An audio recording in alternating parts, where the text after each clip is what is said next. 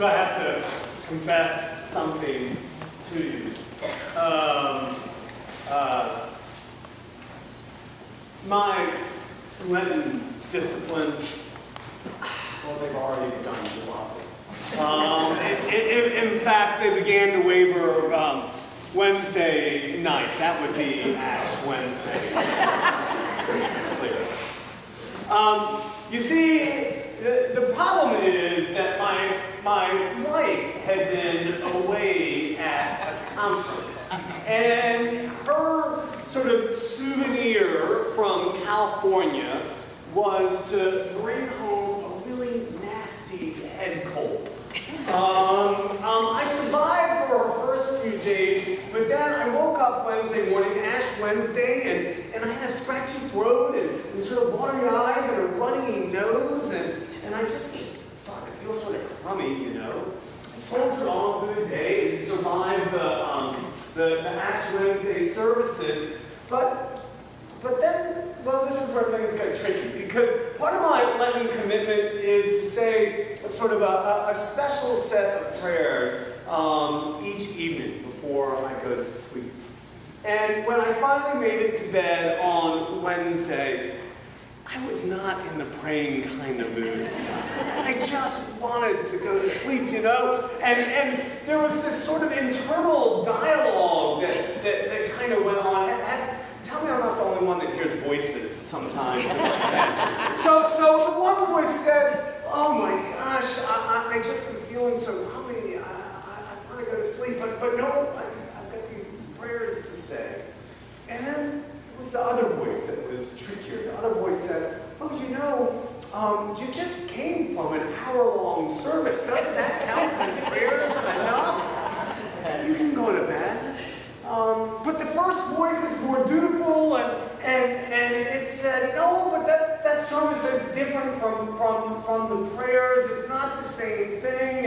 And the second voice was ready with a comeback, which is, yeah, but you're feeling really sick. You don't want to get sick for Lent, do you? Go to sleep so you can feel better and do your job better. I mean, that makes sense, right? And yeah, but then my sort of Lenten voice was like, okay, but how lame that I can't even do my Lenten thing on the first night? To which that other voice said, yeah, but how great that you've got 39 days to get it right.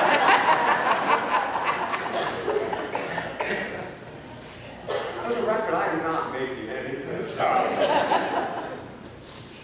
So our gospel story today is about all kinds of temptations writ large. Luke tells us that Jesus, following his baptism, finds himself in the wilderness, led by the Holy Spirit. And I want to pause actually right there before we go any farther with the story, because the other versions of the temptation story, they suggest that it was the Holy Spirit who led Jesus into the wilderness. And I've always struggled with that. I mean, what kind of deal is that? First God says, you're my beloved, and then God says, okay, now I'm going to lead you into the wilderness. Thanks for nothing, right?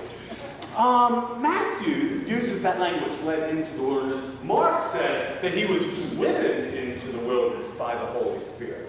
Neither of them good deals. Luke, however, and I don't know if it's a matter of translation or just because, well, I always like Luke best. Luke says that Jesus found himself in the wilderness, and it says, led in the wilderness by the Holy Spirit. Not led into the wilderness, but led in the wilderness. Maybe with Luke we get the notion that Jesus found himself in the wilderness. But while there, the Holy Spirit led him. There's a difference, don't you think? So anyhow, however it is, whatever the translation, here's what we get. Jesus is in the wilderness. He's there for 40 days in the wilderness. If that number 40 sounds familiar to you, it should. 40 is a holy number. 40 is a special number. 40 is a number that the Israelites would have understood because it was 40 years that they were in the wilderness as well, right? Nora, you know the story, right? Yeah. Yeah, good one for LaSalle. It's 40 years. And for the Israelites, when they were in the wilderness for 40 years, well, they gave up on God. They went chasing false idols and abandoned God. But Jesus, in his 40 days, he will not. He'll stay faithful. Even though he too is challenged and struggles and is even tempted. The devil comes at him with at least 3 temptations that Luke tells us about. The first one is sneaky, because the devil knows that Jesus is hungry, and he says, look, if you're hungry, you've got good powers. Turn this stone into bread. And can't you imagine Jesus wanted to do just that? Because Luke's told us that he's been fasting for 40 days. He's got to be hungry. Just turn the stone into bread. But Jesus resists that temptation. And he gives us that line that we hear even if we don't know from where it comes, which is, look, one can't live by bread alone. Okay, fair enough.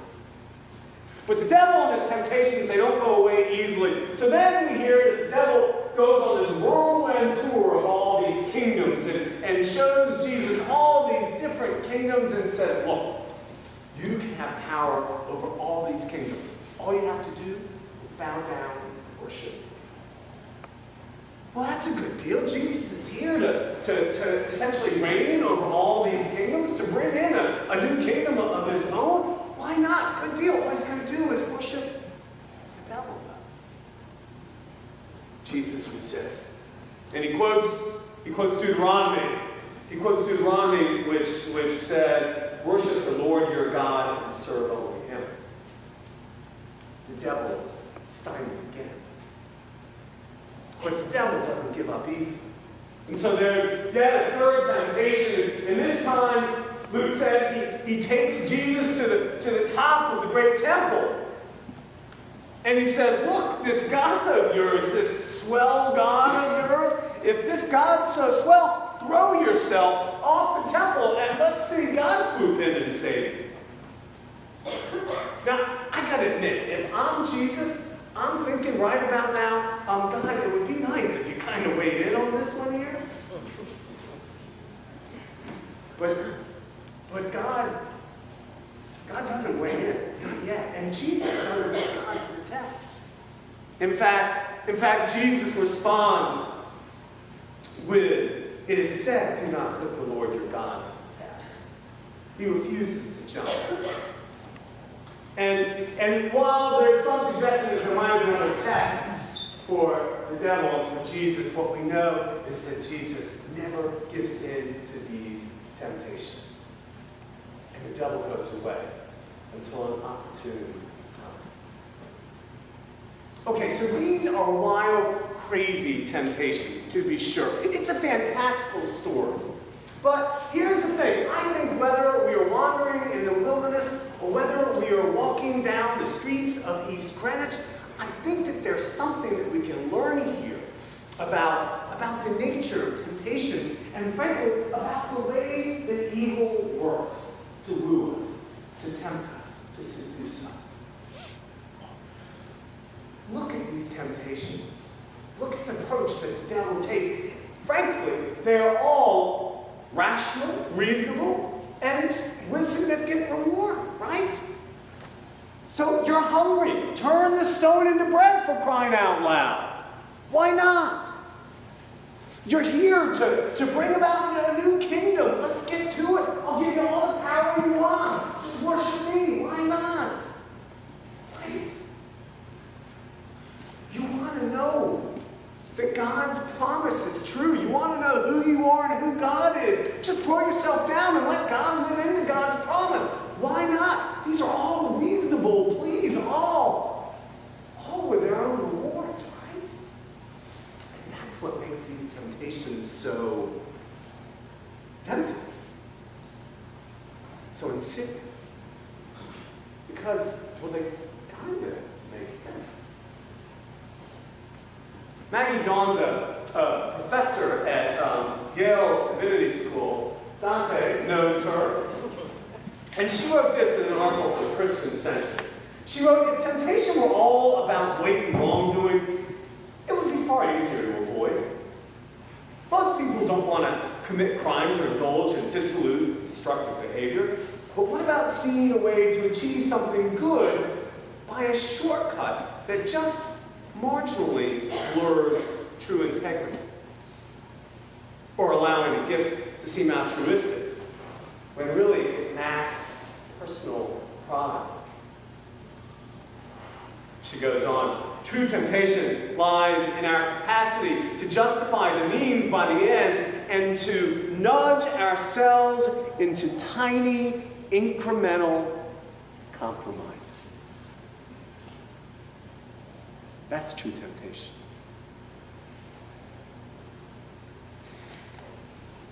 And think about the nature of these temptations. Think about what they tickle, what they address, what they tempt. It's brilliant, I think, it really is, because I think that they go to some of our most basic, fundamental, primal needs, our deep-seated hungers, you know? There's that hunger for material possession, in this case, food. There's that hunger, that craving for power that also is so human and primal. And then there's that yearning for safety and security, which moves us to do some of the most awful things. This devil knows how to get us where we live, where we have our deepest desires, and then, frankly, where we are our most vulnerable. And that's how it works. And I want to say one last thing that I think we should pay attention to in this gospel story. And that is the effect if we are to say yes to these temptations.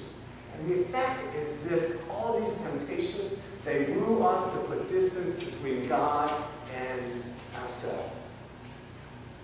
They woo us to doubt that God has the power to make things happen. They woo us to be impatient that God's ever going to deliver on God's promises. And I think the most dangerous thing, they woo us to imagine that we'd be better off if we were God ourselves.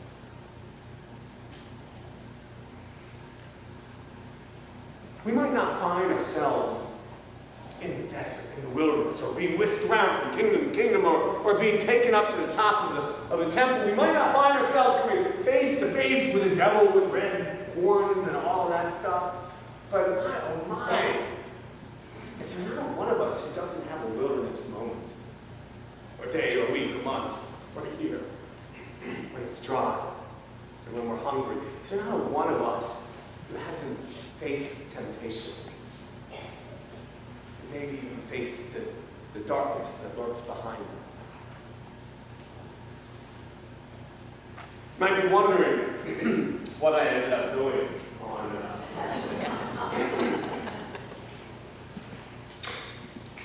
so I said my prayers. But lest you think I'm too holy, I said them really quickly. There was no silence like the sort of the prayer invited. If God was trying to get a hold of me, I'm not sure I was picking up what God was putting down. But I said that. And I'm going to say, if Diane had asked me the next morning, so man, how'd you find energy to say your prayers? How'd you resist the temptation not to just turn off the lights and go to bed? I'm not sure what I would have said. I don't know. I don't know that I was really aware of how. But then after spending the last few days reading this gospel, I think I got an answer for you, which I think it was because of the grace of the Holy Spirit. You know that Spirit that is in the wilderness with us. If we can be like Jesus, if we are like Jesus, in terms of having our wilderness experiences and coming face to face with challenges and with forces of darkness, then surely, can we also be like Jesus? Aren't we also like Jesus? Filled with the Holy Spirit,